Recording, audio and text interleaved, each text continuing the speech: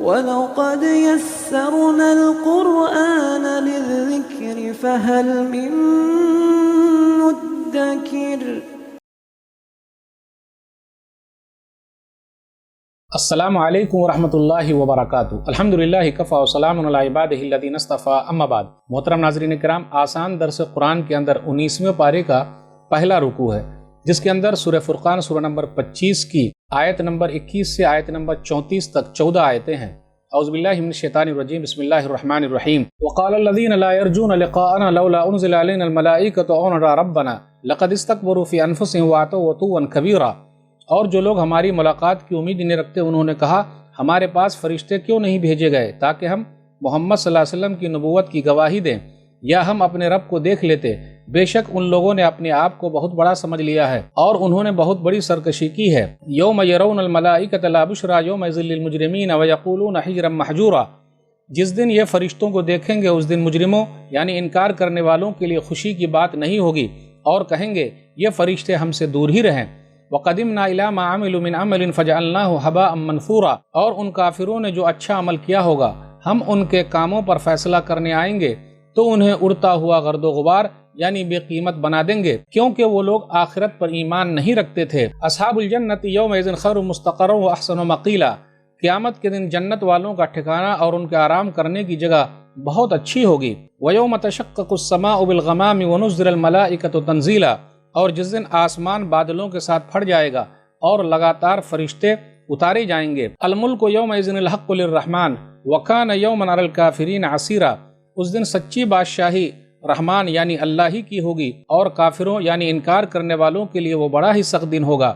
وَيَوْمَ يَعِضُّ الظَّالِمُ عَلَىٰ يَدَيْهِ يَقُولُ يَا لَيْتَنِي اتَّخَذْتُ مَعَ الرَّسُولِ سَبِيلًا۔ اور جس دن ظلم کرنے والا انکار کرنے والا افسوس کے مارے اپنے ہاتھوں کو چبا چبا کر کہے گا اے کاش میں رسول صلی اللہ علیہ وسلم کے راستے پر چلا ہوتا۔ یا ویلتی لیتنی لم اتخذ فلانا خلیلا۔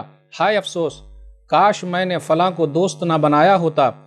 لقد اضلنی عن الذکر بعد اذ جاءنی وکان الشیطان للانسان خذولا۔ جس دوست نے میرے پاس قرآن آ جانے کے بعد اسے قبول کرنے سے مجھے بہکا دیا اور شیطان انسان کو مصیبت کے وقت بے یار و مددگار چھوڑ دیتا ہے۔ وقال الرسول یا رب ان قوم اتخذوا هذا القرآن مہجورا۔ اور رسول صلی اللہ علیہ وسلم کہیں گے اے میرے رب بے شک میری قوم نے اس قرآن کو بالکل ہی چھوڑ دیا تھا۔ وَكَذَلِكَ جَعَلْنَا لِكُلِّ نَبِيٍّ عَدُوًّا مِّنَ الْمُجْرِمِينَ وَكَفَىٰ بِرَبِّكَ هَادِيًا وَنَصِيرًا۔ اسی طرح اے نبی صلی اللہ علیہ وسلم مجرموں یعنی انکار کرنے والوں میں سے ہر نبی کے لیے ہم نے ایک دشمن بنا دیا تھا، اور آپ کا رب ہدایت دینے اور مدد کرنے کے لیے اکیلا ہی کافی ہے۔ وَقَالَ الَّذِينَ كَفَرُوا لَوْلَا نُزِّلَ عَلَيْهِ الْقُرْآنُ جُمْلَةٌ وَاحِدَةٌ كَذَلِكَ لِنُثَبِّتَ بِهِ فُؤَادَكَ وَرَتَّلْنَاهُ تَرْتِيلًا۔ اور کافروں نے کہا محمد صلی اللہ علیہ وسلم پر پورا قرآن ایک ہی بار کیوں نہیں اتار دیا گیا؟ اے نبی صلی اللہ علیہ وسلم ہم نے قرآن تھوڑا تھوڑا اس لیے اتارا ہے تاکہ اس کے ذریعے ہم آپ کا دل مضبوط رکھیں، اور اسے ہم نے آپ کو تھوڑا تھوڑا پڑھ کر سنایا ہے۔ وَلَا يَأْتُونَكَ بِمَثَلٍ إِلَّا جِئْنَاكَ بِالْحَقِّ وَأَحْسَنَ تَفْسِيرًا۔ اور کافر لوگ جب بھی آپ صلی اللہ علیہ وسلم کے سامنے قرآن پر کوئی نیا اعتراض لاتے ہیں تو ہم آپ کو اس کا صحیح جواب بتا دیتے ہیں اور بات کو خوب اچھی طرح سے بیان کر دیتے ہیں۔ الذین یحشرون علی وجوہہم الی جہنم اولئک شر مکانا واضل سبیلا۔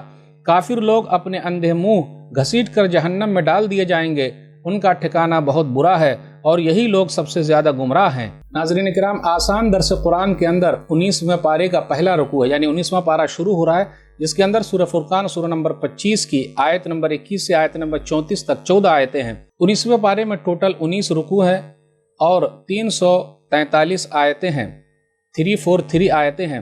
آیت نمبر 21 بغور کیجئے، اس کے اندر آیا لولا انزل علینا الملائکہ، ہم پر فرشتے کیوں نہیں اتارے جاتے؟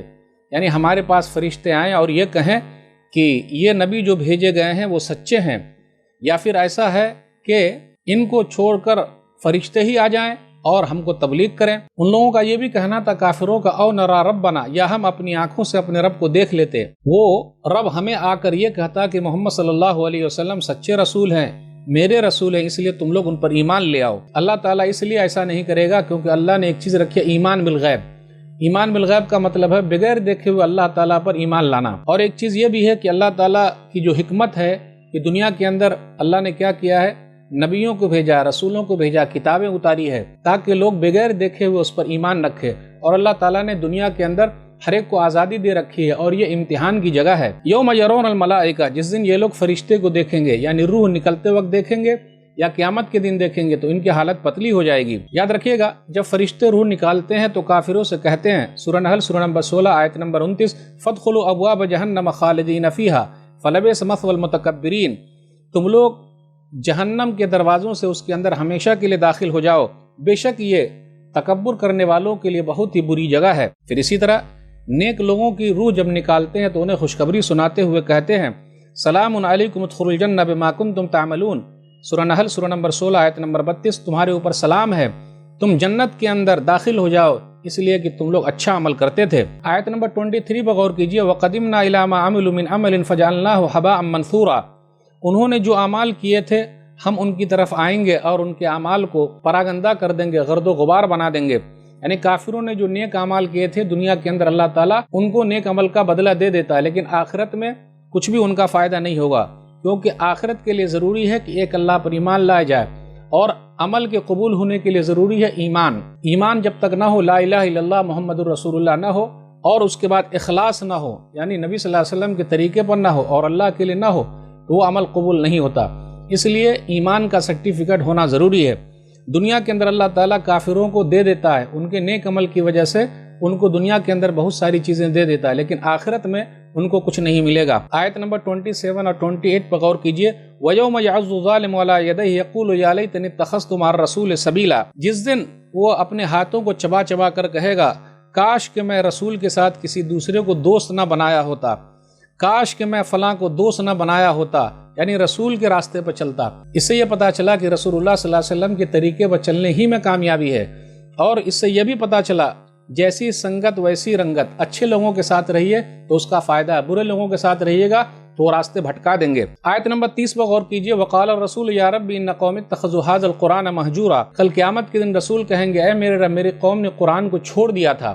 قرآن کو چھوڑنے کا مطلب کیا ہے؟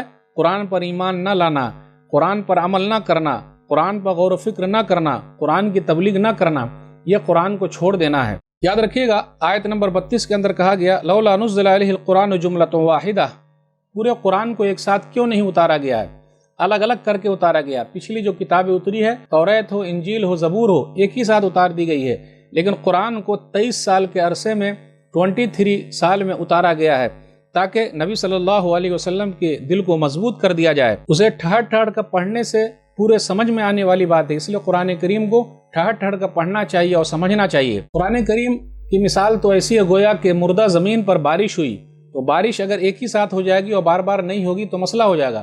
بارش تھوڑے تھوڑے وقفے سے رک کر ہو تاکہ زمین کا فائدہ ہو جائے۔ تو ناظرین کرام، آج کے درس میں بس اتنا ہی۔ اللہ تعالیٰ سے دعا ہے کہ اللہ تعالیٰ ہم لوگ قرآن کریم کو پڑھنے، سمجھنے، عمل کرنے اور لوگوں تک پہنچانے کی توفیق دے، آمین۔ والسلام علیکم ورحمۃ اللہ وبرکاتہ۔ اور مزید ویڈیوز کو دیکھنے کے لیے آپ ہمارے YouTube چینل کو سبسکرائب کریں۔ فجزاکم اللہ خیرا۔